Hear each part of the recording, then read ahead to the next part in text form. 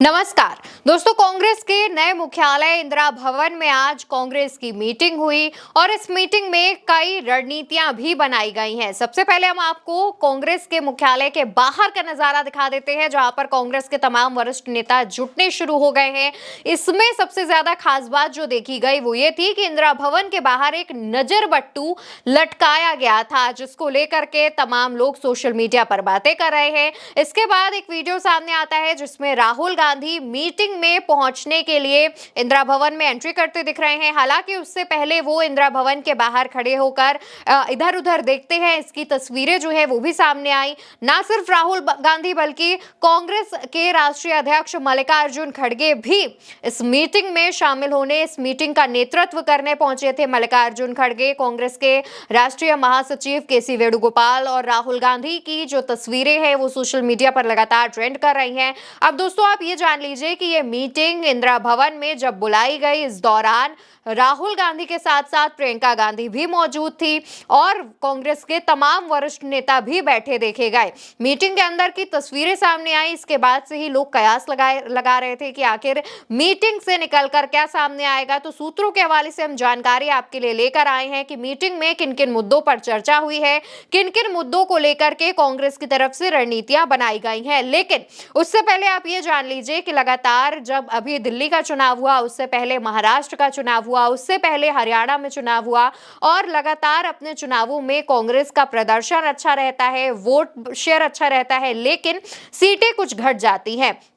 इसी चीज़ों को, इसी तमाम नज़रिए को और ये जो परफॉर्मेंस इस तरीके का हो रहा है, इसी का आकलन करने के लिए मीटिंग बुलाई गई थी और इसके बाद एक विशेष प्लानिंग की गई है, रणनीतियां नए तरीके से तैयार की है। इससे पहले भी जब हम चंद्रकांत जी से चर्चा कर रहे थे तो उन्होंने भी जानकारी दी थी कि कैसे अब कांग्रेस टॉप टू बॉटम अपना लीडरशिप बदलने वाली है और कैसे नई रणनीति के साथ काम करने वाली है। अब मीटिंग में क्या चर्चा हुई, किन मुद्दों पर चर्चा हुई, उसके बारे में भी हम आपको विस्तार से बता देते हैं।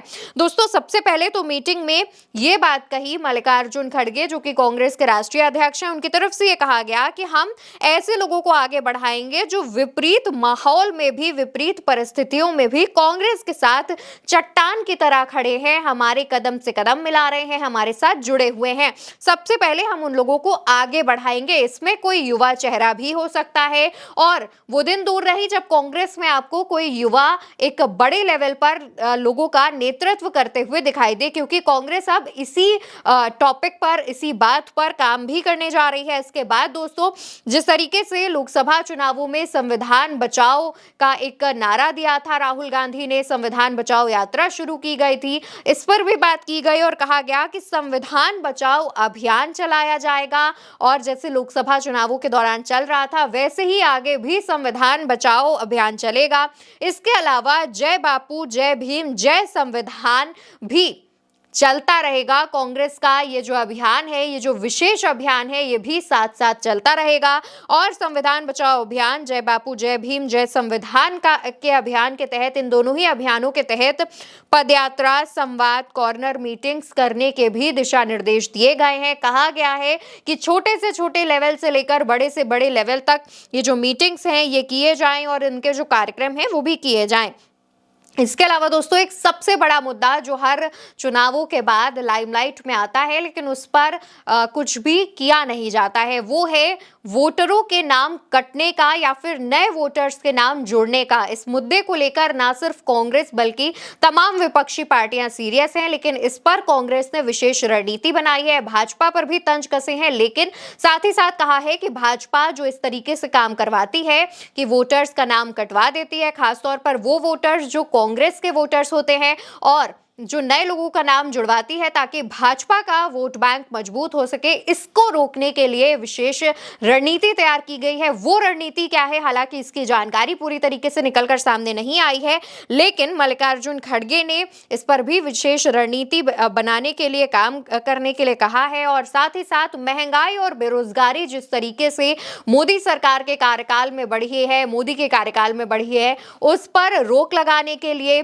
कुछ अभियान शुरू किए जाए जाएं, उस पर लोगों को जागरूक किया जाए, इसके लिए भी दिशा निर्देश दिए गए हैं। और दोस्तों एक और मुद्दा है जिस पर लगातार विपक्ष संसद में भी आवाज उठा रहा है, वो है अमेरिका से अवैध प्रवासियों को हथकड़ियों और बेड़ियों में लगा करके भारत की धरती पर लाने का जो तरीका है उस पर आवाज उठाने को कहा गया है, उस पर भी बात की गई है। और अमेरिका ने जिस तरीके से भारत पर टैरिफ लगाया है उस पर भी बात करने के लिए कहा गया है कि उस पर भी आप अपनी आवाज उठाते रहें, भले ही आप किसी भी प्रदेश, राज्य, किसी भी जगह से आते हो। अगर आप कांग्रेस के कार्यकर्ता हैं, कांग्रेस से जुड़े हुए हैं, तो इन तमाम मुद्दों पर आप अपनी आवाज उठाइए और मोदी सरकार से सवाल पूछिए। इसके अलावा दोस्तों एक मुद्दा और है जो कि अभी हाल ही का है, वो है मुख्य चुनाव आयुक्त की नियुक्ति का, जिसको लेकर के कांग्रेस लगातार सवाल उठा रही है। मुख्य चुनाव आयुक्त ज्ञानेश कुमार की जब नियुक्ति की गई थी उस पर भी राहुल गांधी ने असहमति जताई थी, उस पर इस मुद्दे पर भी इस मीटिंग में बात की गई। और दोस्तों एक सबसे आखिरी बात जो कि इस मीटिंग का, इस प्रॉपर बैठक का एक जो निष्कर्ष था वो ये था कि अगले 5 साल कांग्रेस का ये प्रयास होगा कि वो जनता के मुद्दे को लेकर लगातार संघर्ष और जन आंदोलन करके मुख्य विपक्ष की भूमिका निभाए और जनता से जुड़े। इससे ही लोगों की पहली पसंद बना जा सकता है। ये साफ साफ मल्लिकार्जुन खड़गे ने अपनी बैठक में कह दिया है कि लोगों से जुड़े। आपने भी देखा होगा कि बीते दिनों राहुल गांधी लगातार लोगों से मुलाकात कर रहे हैं, चाहे वो मोची हो, कुली हो या फिर स्टूडेंट्स हो। कई ऐसे लोग भी हैं जिनके घर जाते हैं राहुल गांधी। ये जो तमाम तस्वीरें भी सामने आती हैं, राहुल गांधी उनसे बातचीत करते हैं, उनसे एक कनेक्शन बनाने की जो राहुल गांधी कोशिश कर रहे हैं वो सिर्फ राहुल गांधी ना करे बल्कि कांग्रेस से जुड़ा हुआ हर नेता कार्यकर्ता करे। कुछ इस तरीके का जो एक निर्देश है या ये कह लीजिए कि इस तरीके का आह्वान है वो कांग्रेस में किया गया है।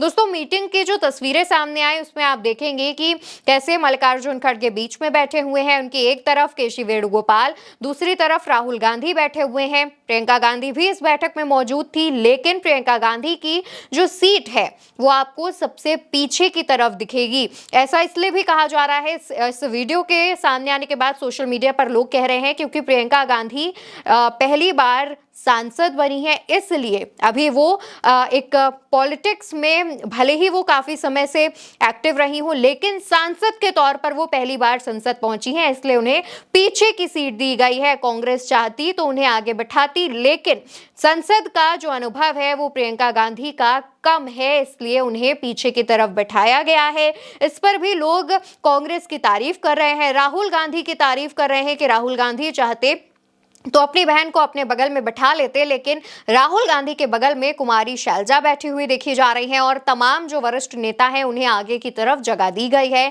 और उसके बाद प्रियंका गांधी बैठी हुई देखी गई। तो दोस्तों तमाम जो रणनीतियां हैं वो कांग्रेस के इस बैठक में बनाई गई हैं। देखना होगा कि आखिर आने वाले दिनों में अब कांग्रेस का ये जो बदलाव का एक जो खबरें सामने आती हैं, बदलाव का जो आह्वान लगातार कांग्रेस के वरिष्ठ नेताओं की तरफ से किया जा रहा है वो जमीन पर कितना देखने को मिलता है। लेकिन इस पर आपकी जो राय हो इसका जवाब कमेंट सेक्शन में दीजिएगा। वीडियो आप उल्टा चश्मा यूसी पर देख रहे हैं। मेरा नाम अवंतिका अवस्थी है।